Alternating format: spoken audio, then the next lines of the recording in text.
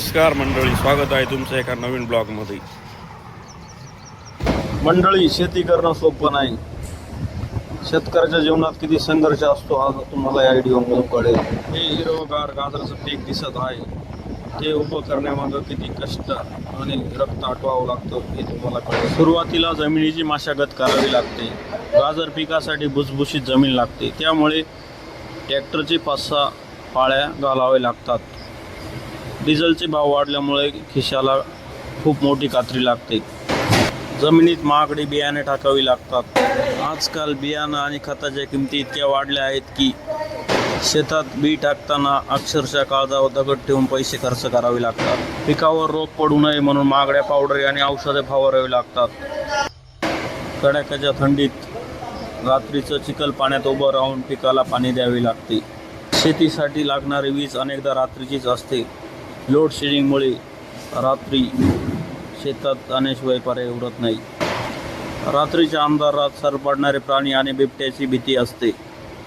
अशा जीवघेण्या संकटाशी सामना करत शेतकरी शेती करतो। इतक्या सर्व संकटांना तोंड देऊन उभं केलेलं पीक जेव्हा काढायला येतं तेव्हा त्याला भाव नसतो। अशीच परिस्थिती सध्या झालेली आहे। तिकडं इराणमध्ये युद्ध सुरू आहे आणि त्याचा परिणाम येथील शेतमालावर होत आहे। शेतमालाला भाव नाही भेटत। बाजारभाव कमी असल्यामुळे व्यापारी लोक कवडीमोल भावाने गाजर मागत होते। त्यामुळे आम्ही घरच्या घरी गाजर काढणी सुरुवात केली। घरच्या घरी गाजर काढणे म्हणजे पुन्हा कंबरतोड मेहनत आली। टाकण्यापासून ते धुण्यापर्यंत आणि पोती भरायपर्यंत घरातील लहानापासून तर मोठ्यापर्यंत सर्वांना राबावं लागतं। काढलेला माल पुन्हा मशीनद्वारे धुवावा लागतो, म्हणजे पुन्हा खर्च आलाच। एवढं सगळं करताना शेतकऱ्याच्या हातात काहीच उरत नाही।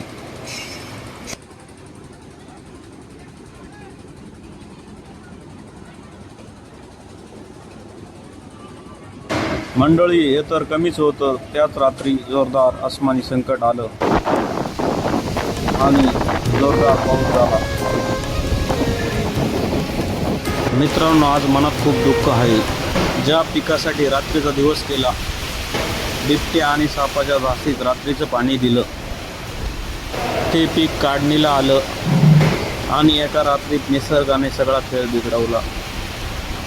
मातीतलं सोनं मातीतच गेलं। ज्या हाताने रात्रभर थंडीत पाणी दिलं, ज्या हाताने साप आणि बिबट्याची भीती पत्करून मशागत केली, त्या हातात आज काय उरलं? फक्त चिखल आणि कुजलेला माल। पावसाने घात केला आणि एका रात्री सगळं स्वप्न धुळीला मिळालं। मंडळी, तुम्हाला आमचा संघर्ष आणि हा व्हिडिओ आवडल्यास व्हिडिओला एक लाईक नक्की करा। तुमच्या एका सबस्क्राईबमुळे आम्हा शेतकऱ्यांना पुन्हा उभा राहण्याची जिद्द मिळते। सबस्क्राईब करून आमच्या या प्रवासात आम्हाला साथ द्या। धन्यवाद।